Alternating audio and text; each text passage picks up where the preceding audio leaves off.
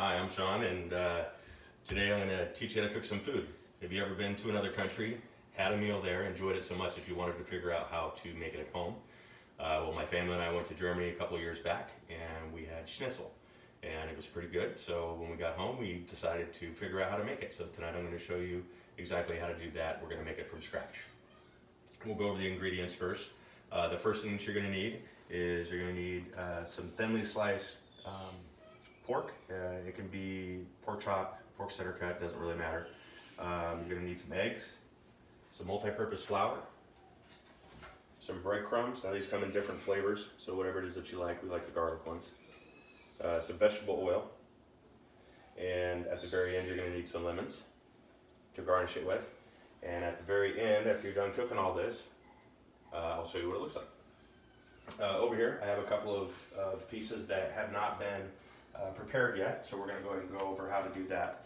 First thing you want to do is you want to get yourself a nice cutting board, something big enough to handle the piece of meat, and you place the meat down and you're going to flatten it with a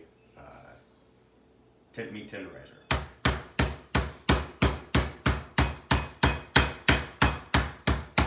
You're basically just going to flatten it out,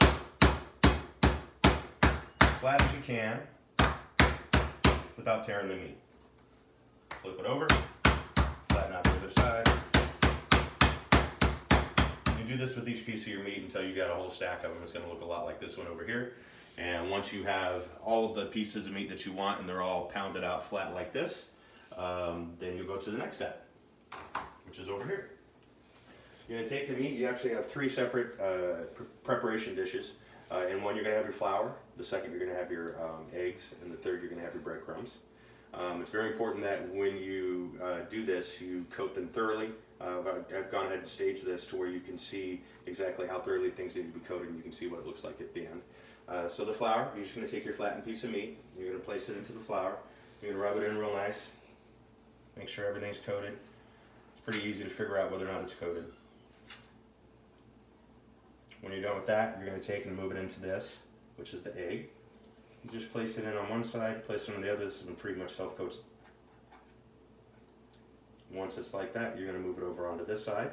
Once you move it onto the breadcrumb side, you're going to coat it. The breadcrumbs are actually pretty important that you cover it evenly and you don't get it caked up on either side, because otherwise you're going to have a really bad battery piece of meat. So when you put it on there, just kind of sprinkle it on, kind of rub it in, do it on both sides there. So it'll look something like that. Place it on a plate, and then we got our vegetable oil, which I've already had set up.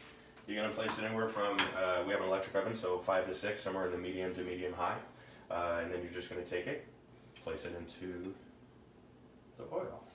Being careful not to burn yourself. Make sure you have a piece of, or a pair of tongs ready. You're just going to place it in there, let it get golden brown on one side before you flip it. Make sure you don't actually have the heat too high, because as soon as you place it in, it'll burn the breadcrumbs and it won't actually cook the meat thoroughly. You want to make sure that you cook this until it's a golden brown on both sides, and make sure, of course, that the meat's cooked thoroughly. Doesn't take very long. Once you place it in there, turn it over. As you can see, it starts to do it pretty quickly. Let that go just for a couple of minutes. And that's about the golden brown that you want. If you let it just go ahead and cook for just a little bit on either side, it sounds like it takes a long time, but it's actually pretty quick. Just flip it back over. Oh, that one needs a little bit more time.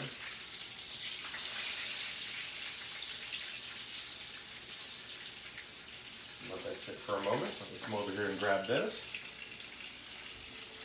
And essentially, when you're done, when you pull it off, you're going to have something that looks a lot like that. And of course, this is a fork, so you can make anything you want with it. We like to put potatoes and different kinds of vegetables with it. And then at the very end, basically what you do is you take yourself and slice up some lemon. And some people like it with lemon, some don't. But you just squeeze a lemon over the top of it, however much you like. Make sure you have it available for your guests. And that's it. You eat. So again, just to reiterate, the very important steps. One, make sure that you get the thinly sliced pork. If you get the regular thick pork chops, of course, you're going to have a massive piece of meat that you have to deal with. They come in, I believe, a 6 or an 8 pack. So you can buy 2 packs, feed the whole family.